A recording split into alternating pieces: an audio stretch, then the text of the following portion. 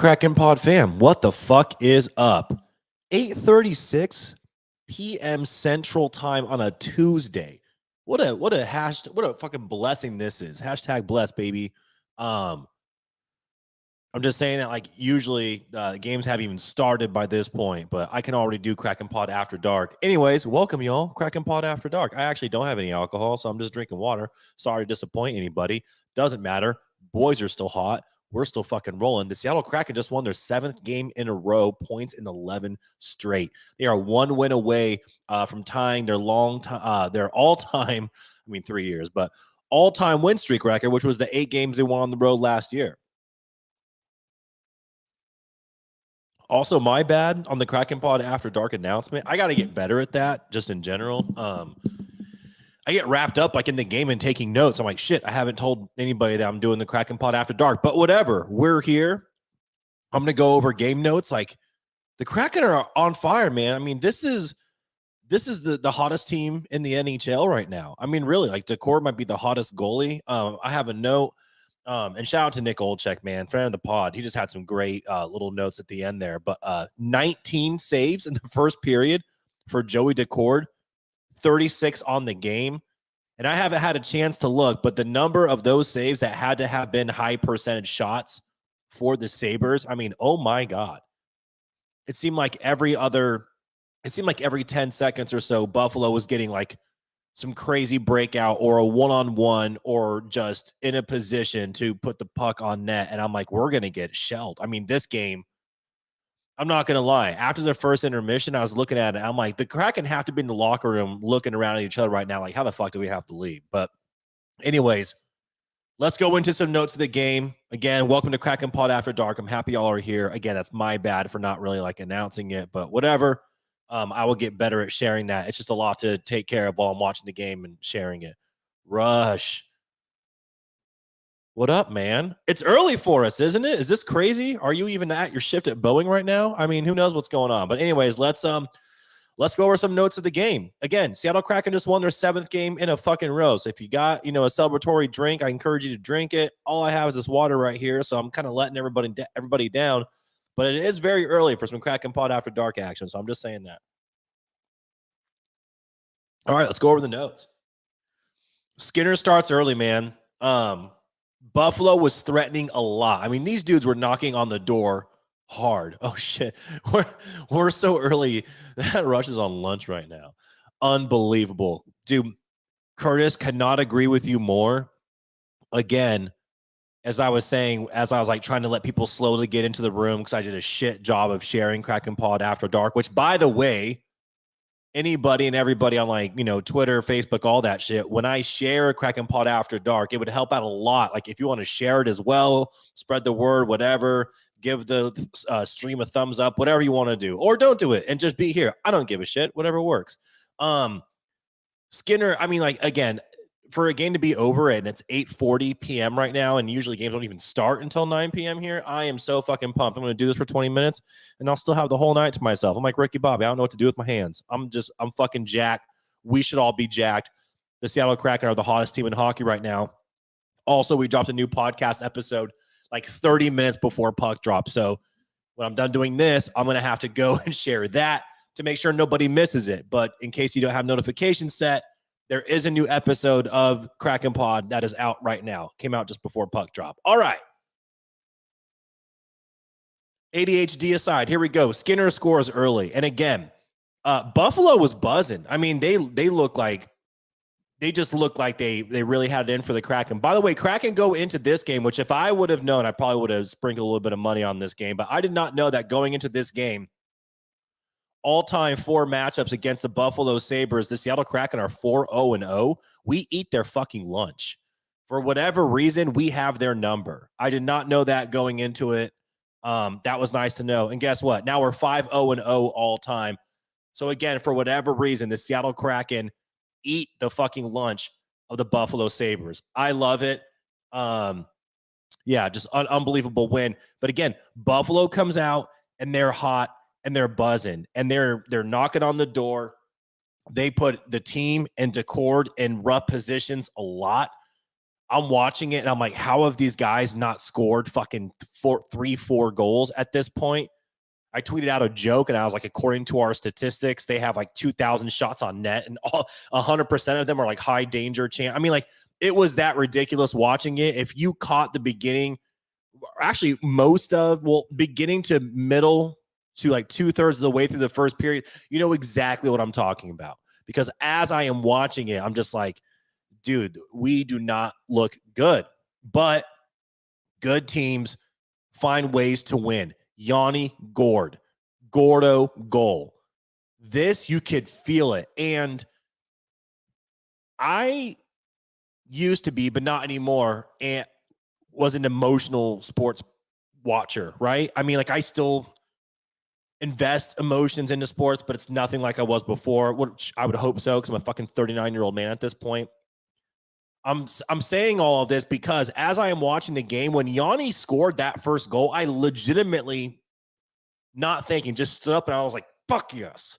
Because I tweeted out at the time, as soon as it happened, I'm like, this goal felt huge because the Seattle Kraken were just fucking down bad. I mean, they couldn't get anything going on. Buffalo was taking us to the cleaners. I was surprised that we weren't down 2, 3, 4 goals already.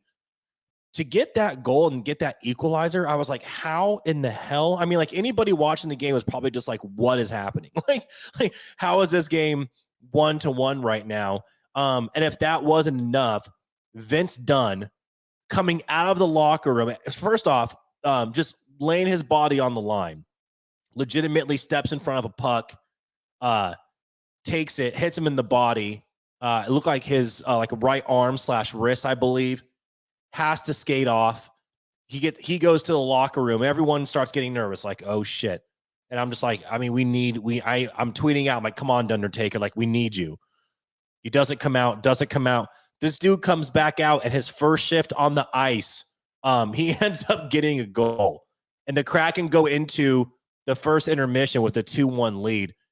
And I'm thinking, like, if I'm the team, I'm looking around in that locker room, I'm just like, boys, I'm not gonna lie, we didn't really show up all that well, but we have the lead and we can really turn things around. Like we played like that, and we have the. I mean, like we can do anything in this game. So I just thought that was incredible. Buffalo comes out and they score early in the second period to tie things up, and I'm just like, okay, this is gonna be one of those games. It was hard to kind of get a read on things, right? Like at the end of the first period, like maybe the Seattle Kraken are going to be the better team tonight. Buffalo comes out again, second period, takes the lead. And it's Skinner setting up his teammate. I'm like, fuck, this guy's everywhere tonight. And we just can't really get it going. And I mean, moments later, Wenny on a fucking breakaway puts it in the back of the net. A sweet backy, by the way, just unbelievable backhanded goal. And I'm just like, okay. Game was tied 2-2 for a couple of seconds, and Alex Wenberg, out of all people, has a breakaway and a sweet backy. And you know what? I talk a lot of shit about him just constantly dishing it and looking for the apple, but I'm telling you, man, like when he's really stepped it up, he's been a lot more confident in his shooting this season. I mean, I still don't know if he's going to be around at the end of this year, but I'm grateful for everything that he's done this year. Like it's been a significant difference from the way that he's played the past two, right? After the Wenberg goal, beers for fucking Beniers. Oh, sorry. You know what? I skipped over a goal, and I'm an asshole. I'm sorry. I'm looking at my notes as I'm doing this. Jaden Schwartz. At first, I thought it was Turbo. Both of them were doing a fantastic job of just kind of creating havoc in front of the net, right? Unbelievable tip job by Jaden Schwartz. He ends tonight, 1 shot on net, 1 goal, and 1 assist. I was saying this on the podcast. I've been fucking tweeting about it. I've been screaming this from the fucking mountaintops until he got injured, because he has not played in the game since November 28th until tonight he was back.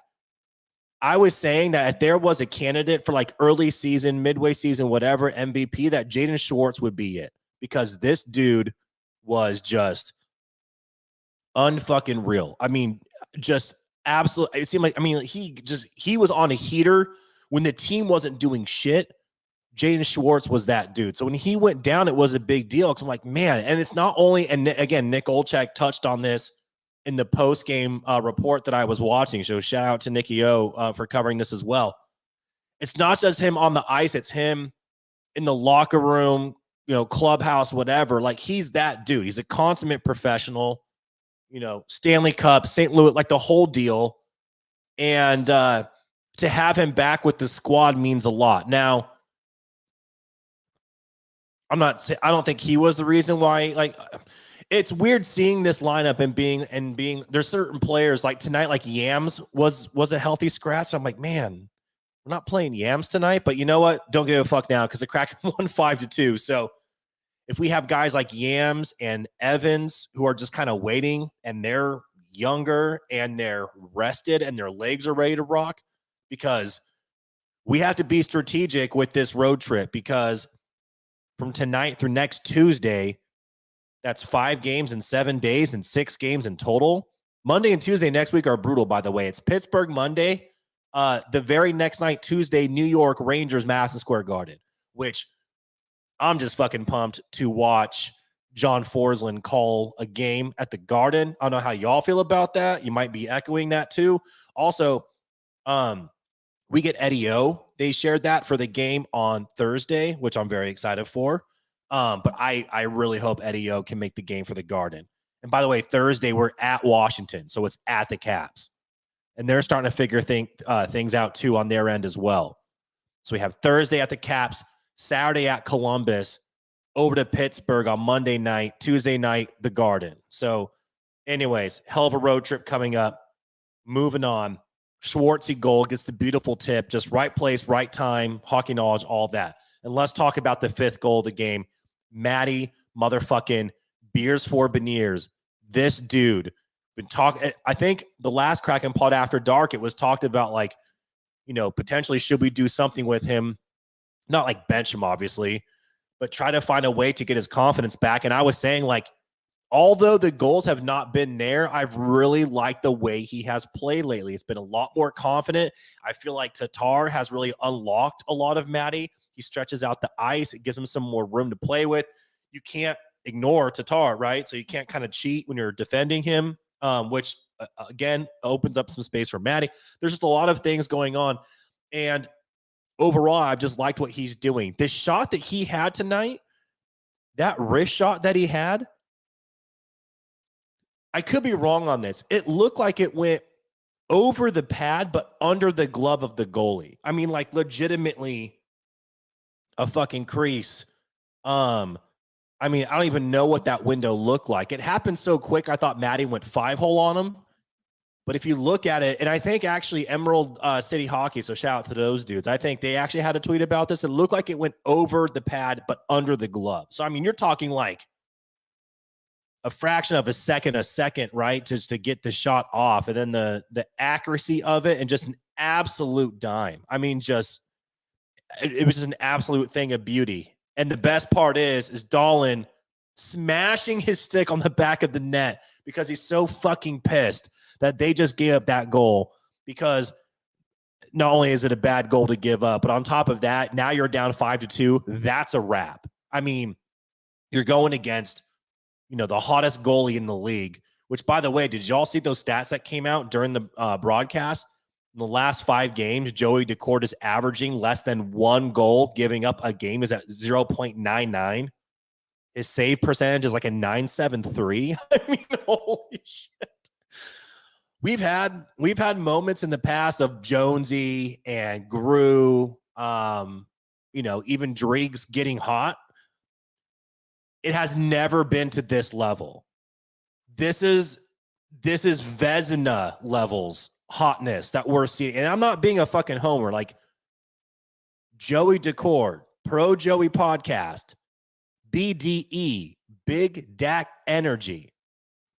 He is playing at a Vezina level right now. I mean, if you look at those stats, it's absolutely ridiculous. And he keeps playing like this, he's going to talk himself into that conversation, because the Seattle Kraken are going to ride the hot hand as long as they can. I mean, again, Jonesy, Driggs, and Grew, we've all seen them get hot at various points over the course of the last 3 years. I mean, shit, speaking of win streaks, again, we are 1 win away from tying the all-time win streak for the Seattle Kraken, which was 8. By the way, all of those games were done on the road last season. That was when Martin Jones got hot. And if you remember, that was early January, kind of set the tone for the season. The Kraken have a chance to kind of repeat that right now. But again, even during that stretch, like Jonesy wasn't hot like this. I mean, Decord is legitimately on another fucking level. And these boys, they've hitched their wagon to it. Like, he's confident, he's playing. And by the way, to people that have just come in here, I mentioned this earlier, but I'll say it again. A new episode of the Kraken Pod, we dropped that like 30 minutes before puck drop tonight because the game was so early. Fine. But a new episode's out, and Jeff and I talked about the Joey Decord interview on Spit and Chicklets. Now, think whatever the fuck you want about the Chicklets. I don't give a shit. That's your opinion. But I am encouraging you, if you've ever listened to their podcast or not, to just listen to the Joey Decord interview. It's fucking awesome. When they talk to the dude for like a good, I want to say 45 minutes. And he has like an actual personality and gives a lot of insight into like his mentality, his upbringing, just kind of what he's at, like where he's at now, where the team's at now, how close this team. I mean, like, dude, there's a lot of stuff in there. And Jeff and I talk about on the podcast, but I encourage everybody, listen to that Decord interview. And by the way, I think he has a broadcasting career in front of him. My last note here, I mean, I gotta say this one more time on the topic of Joey Decord. He had a 19 save first period. It's not that I'm not rooting right for our other goalies when they are tending net, but I'm telling you right now, the way that Decord is playing, I don't think the Kraken win this game if Joey Decord isn't in net, because Buffalo was going to bury us early. And save after save after save was made. 19 saves in the first period, 36 overall. The Kraken ended up winning 5-2. And one more note that I will make. Borgen tonight had 2 assists. He has been playing out of his fucking mind. And by the way, like helping really like control the neutral zone. Like Borgie has been really, really impressive this season. His 2 assists tonight put him at 15 on the year. Last year, he had 17 total, and that was his career high. Borgie is going to double that. So you're looking at a defenseman that's going to have 34 to 40 assists. Book that right now. He's already well on his path. It's just great things to see. Young dudes getting time on ice, just ready to fucking roll. All right, those are my notes on the game. I see comments. I'm going to go through them. We can do a little chit chat, and let's talk about fucking Seattle Kraken, the hottest team in the NHL, baby. Like, let's fucking go. The Buffalo Sabres ran to a fucking buzzsaw. I cannot get enough. What a fucking game. All right, getting some water 1 second here. 5-2. Unbelievable. I really thought this team was going down after the way the first period started. It was just unbelievable. All right, here we go. Let's go through some comments. And by the way, I got to look at the Curtis again.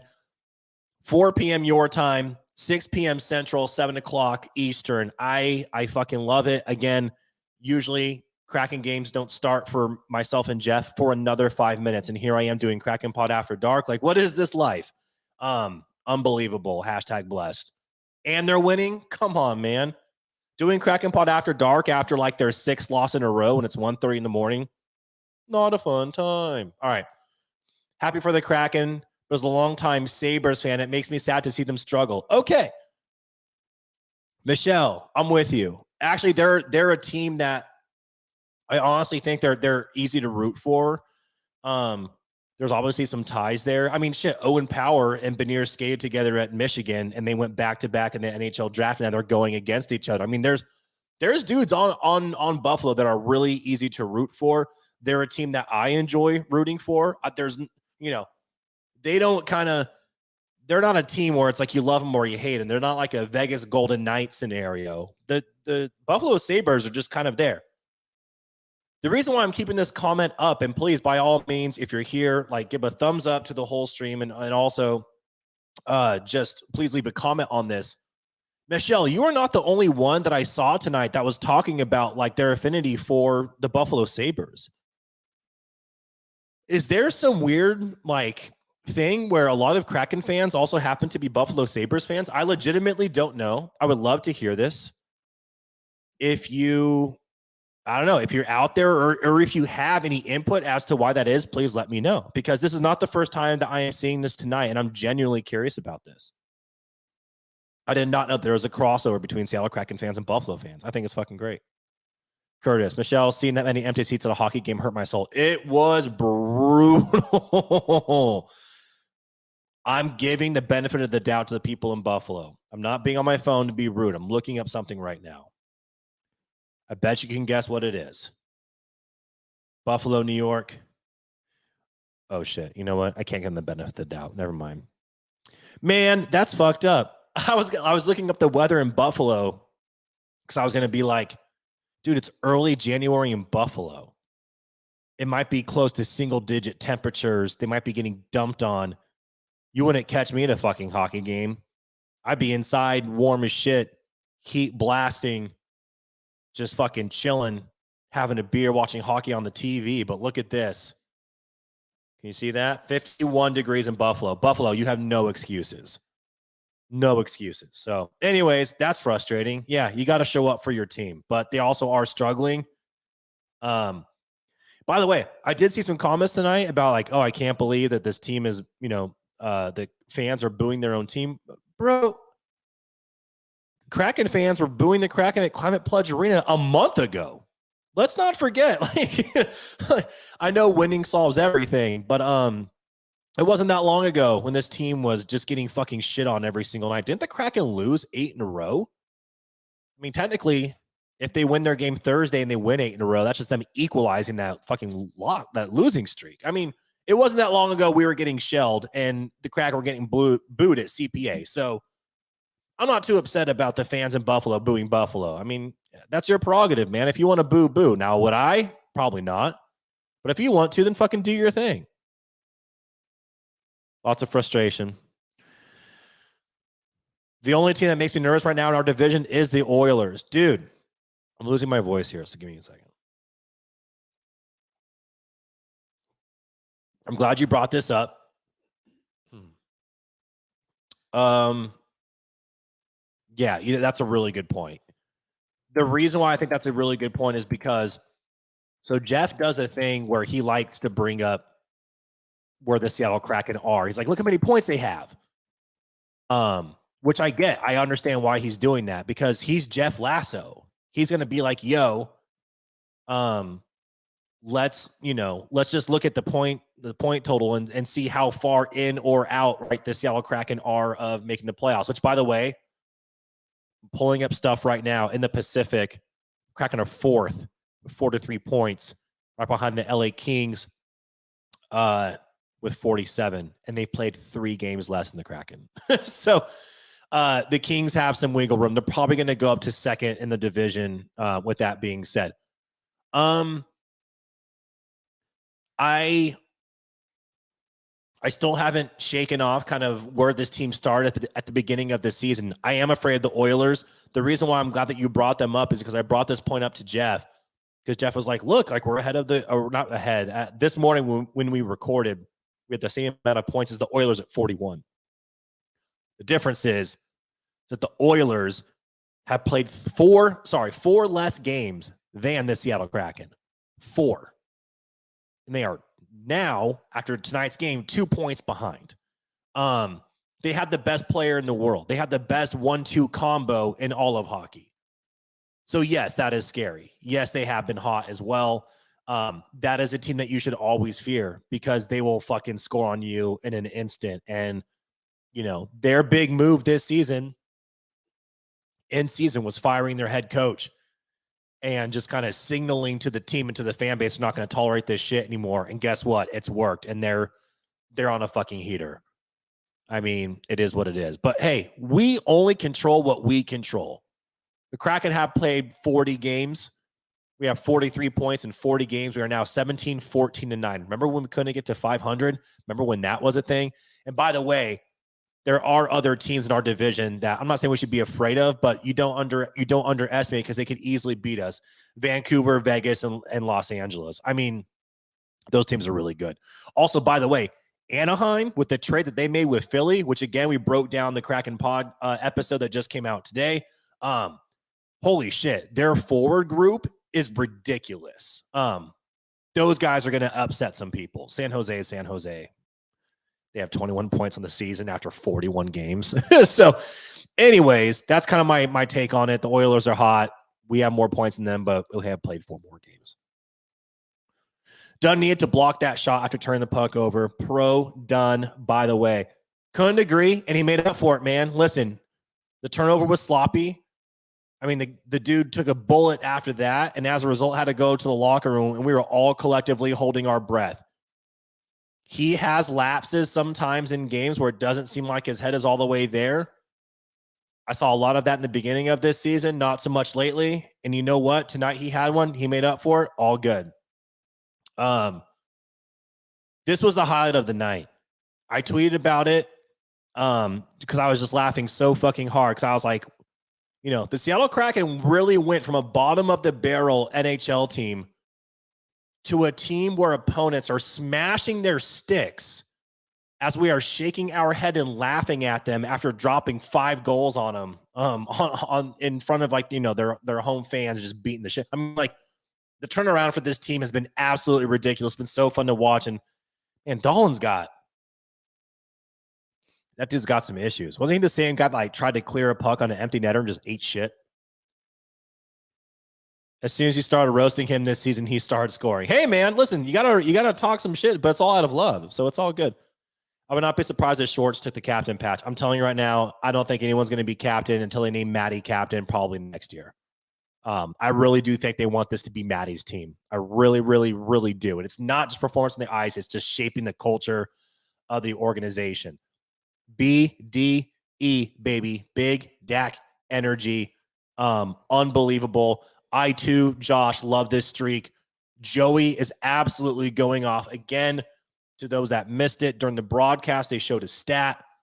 Joey Decord, after his past 5 games, he's 5-0-0, allowing less than 1 goal in average per game, is at .99. And now it's, you know, going to go up a little bit because he gave up 2 tonight. Boo-hoo.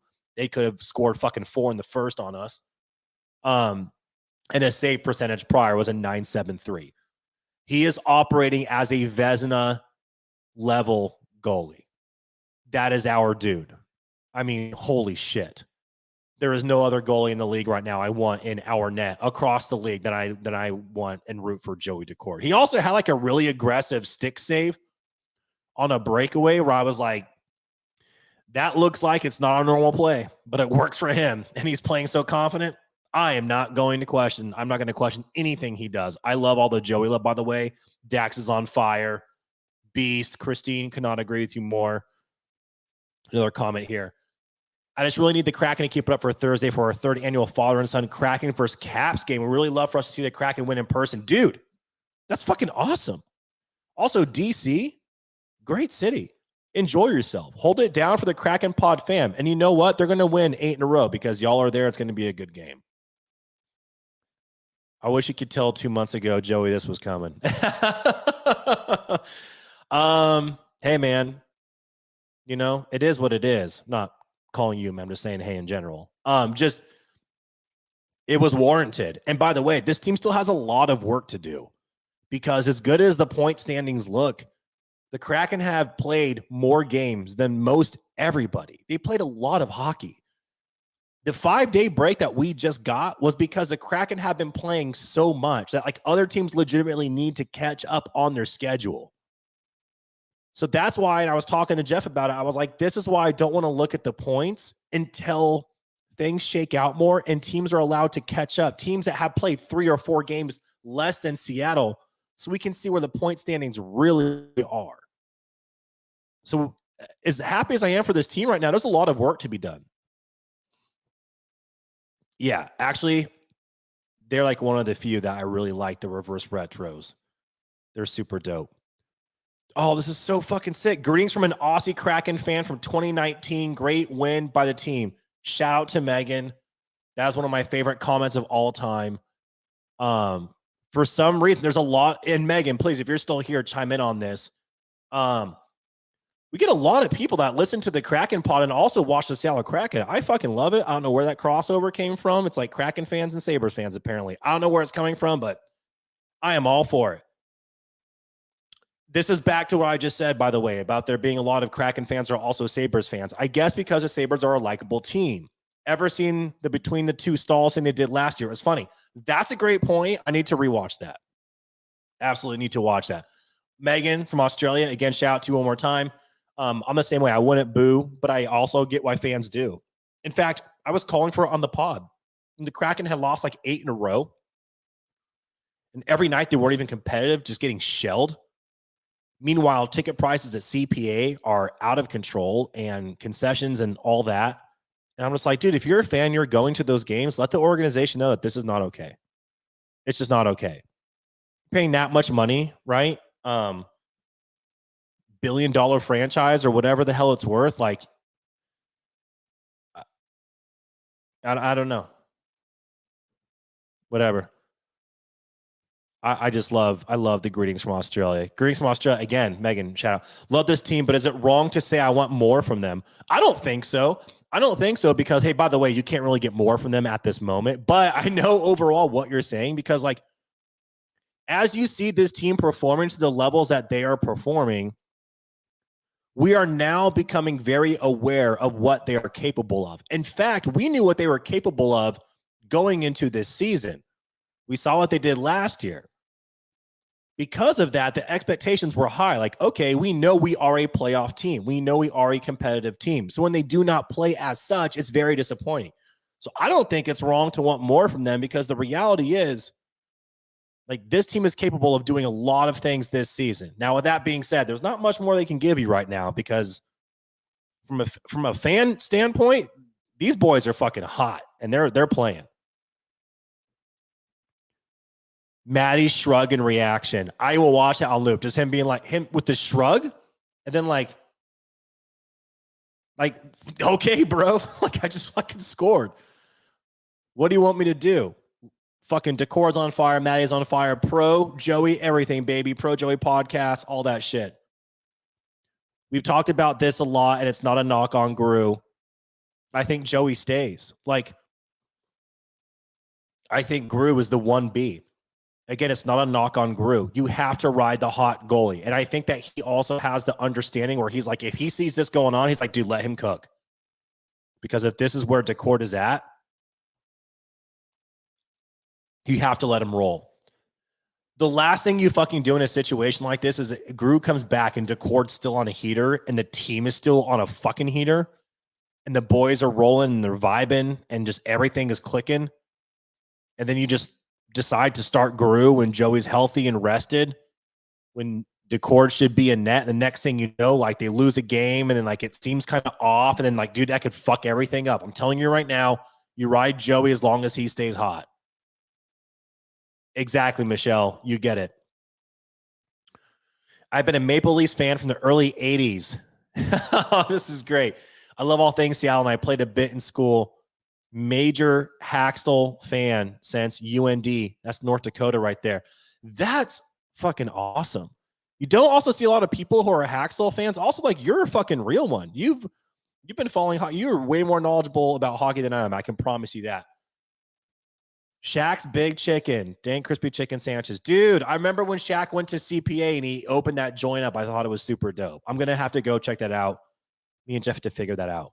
That was never even a custom home jersey. That's so fucking cool. I love that we have people here that support Hack because, listen, when this team starts doing bad, that guy's on the hot seat in 2 seconds.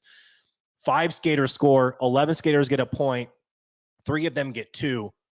By the way, Tolvanen, yeah, he was going off. Borgie, who I mentioned, and Schwartz, he got the 2 points. He had the goal and the assist. Welcome back, Schwartz.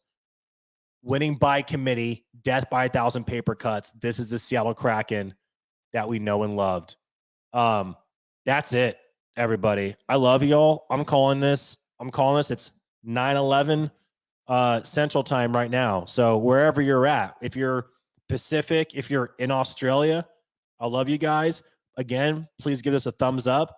I will be sure to be sharing more the Kraken Pod After Dark. I'll be sure to do it earlier so you know what's happening in advance. So afterwards, you can just hop on YouTube and we can hang out. But I love y'all. The boys are fucking hot.